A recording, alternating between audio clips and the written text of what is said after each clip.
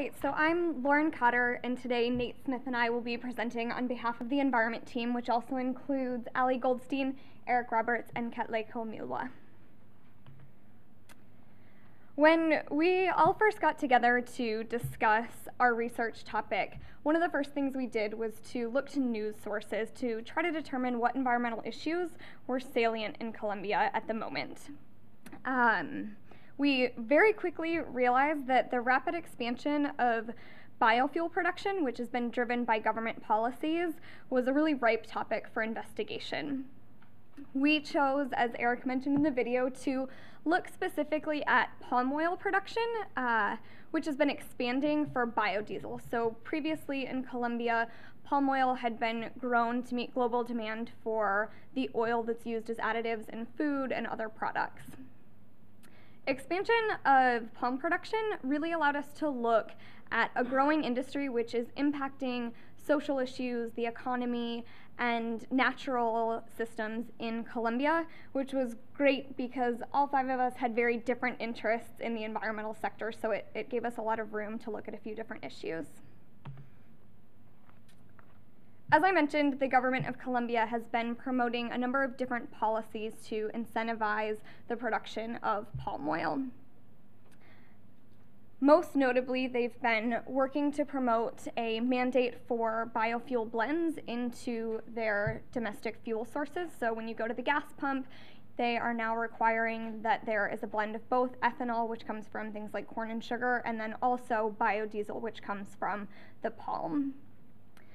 These policies are motivated primarily by 3 objectives. So the first objective is to stimulate rural development in remote parts of the country. And this is through both jobs that are created through the cultivation of the palm, but also through the infrastructure that they're developing for the refineries. So the refineries themselves, as well as transportation throughout the country to get the diesel to the pump.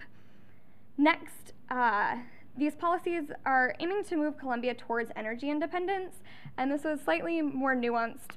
It was complicated by the fact that Colombia is really trying to remain a net exporter of petroleum, and so they're very much trying to rely on biofuels as a way to keep their exports of petroleum high. And then finally, the shift towards renewable fuel sources is helping Colombia meet their goals for climate change mitigation.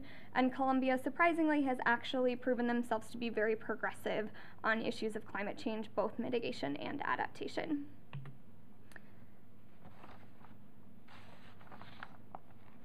Over the last 10 to 15 years, biofuels have continued to be a very controversial topic around the world. Places like Malaysia and Indonesia have seen vast rates of deforestation and land degradation driven by palm oil production. And so, as such, Colombia is facing a lot of scrutiny right now for their pro-palm policies. With this in mind, we really tried to focus our in-country research on talking with as many different representatives from different sectors as we could to get a really robust perspective on the issue. So we planned meetings with both the public, private, and nonprofit sectors. Unfortunately, we weren't able to meet with any specific environmental agencies. However, our findings really did represent the various perspectives on the issue, and I will turn it over to Nate, who can discuss some of those findings in more detail. Thanks, Lauren. So we looked at these policies, as Lauren mentioned, through a few different lenses. We looked at them through the economic lens, which is to say, what is it costing the country to promote biofuel production, and also what are the economic effects of doing this. We looked at it through the environmental lens, which is to say that we wanted to look at whether or not growing palm is environmentally sustainable, whether or not it drives deforestation, which was a key question that we were a little bit surprised by the answer to. And also we wanted to look at what the social effects are. And so going into it, we had heard and read that these palm plantations were were being established in areas where Afro-Colombians and other indigenous people formerly lived, and so we had read about people having been forced off their land, and so we interviewed with a lot of these human rights groups, and they gave us a good perspective on that. So I'm going to start by talking about our economic findings. And just to give a quick overview of the environment, the economic kind of environment in Colombia, it's a very resource-intensive country, very extractive focused. So what that means is that their exports are mainly in coal and oil and these kinds of things, and then a little bit of agriculture. So one of the big reasons that they want to push biofuel production is that they want to diversify their energy mix, so they can kind of so they have more crude oil to export, really, honestly. And so what we found was that, and you can see this on this graph here, while palm oil production has been increasing significantly, crude oil exports have not been increasing accordingly. And oil consumption and refining capacity domestically have basically been flat. So so far, anyway, palm oil production is not helping them diversify much. And that's for a couple different reasons. The big bottleneck, well, let me start by saying there's a couple different policy classes in Colombia that deal with biofuels. There's a set of policies that promote palm oil production itself, which is used as a feedstock for biofuel. And so these take the form of tax incentives largely. And that actually has been helping to expand palm oil production. The other class of policies is relating to biofuels themselves. The biodiesel is what we looked at specifically. And the primary policies in this class are mandates, which basically say that you have to have a certain level of biofuel content in the fuel mix. And so they call these B10, E10, and what they refer to is biodiesel or ethanol content in the fuel blend. Colombia, among all different countries who have these kinds of policies, Colombia is actually very aggressive. And what they've been trying to do is, well, they would like to be at E10 right now and B10 right now, which is to say 10% biofuel mix. But their production capacity, their biofuel production capacity, hasn't been able to keep up with it. The big bottleneck is infrastructure rather than palm oil availability. So they're still a net exporter of palm oil.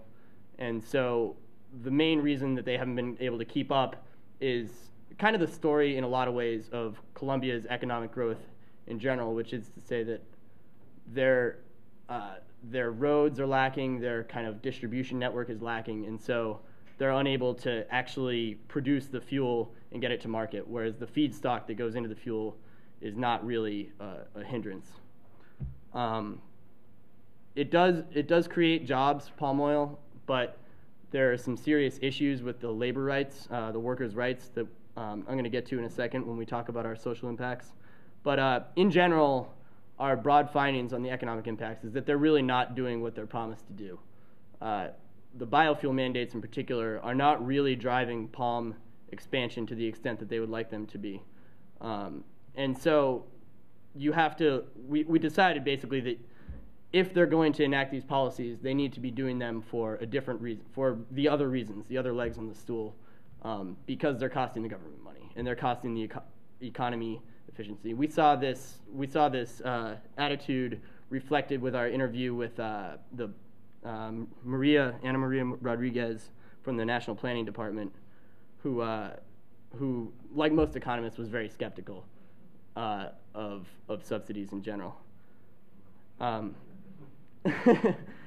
the environmental point of view, we found that palm production is actually not really driving deforestation. Most palm production is on, if it's in former forest area, it's on land that was previously deforested for coca production. And looking to the future, most expansion of palm production is planned to be in pasture land, essentially, which is lying unused in kind of the eastern part of the country. So when we spoke with a former environment minister, he was actually fairly ambivalent about the environmental impact. He didn't think it was a bad thing necessarily. Part of our paper looked at what's called REDD+, which is a UN system for promoting carbon emission reduction, essentially. And it's kind of up in the air as to whether or not palm plantations are going to be REDD+ eligible, but it's unlikely. And so from the social point of view, there are a couple big laws that have been passed. The Victims and Land Restitution Law was passed this past May 2011, and what that's going to do is it got a $20 million grant from the World Bank also, and what it basically does is reserve big swaths of land for indigenous populations. The human rights groups or human rights NGOs that we spoke to were fairly ambivalent about whether or not this was actually working, and a lot of them were actually quite anti-palm. Justice E. Paz in particular said it's, the working conditions are bad, the pay is bad, and the workers have no rights. So in general, from the environmental point of view, it's not as bad as a lot of other things that could be grown on the land. And then from the social point of view, this idea of post-conflict development really was not, people were skeptical about it, essentially. And there are at least as many problems with this kind of development as there are with a lot of other industries.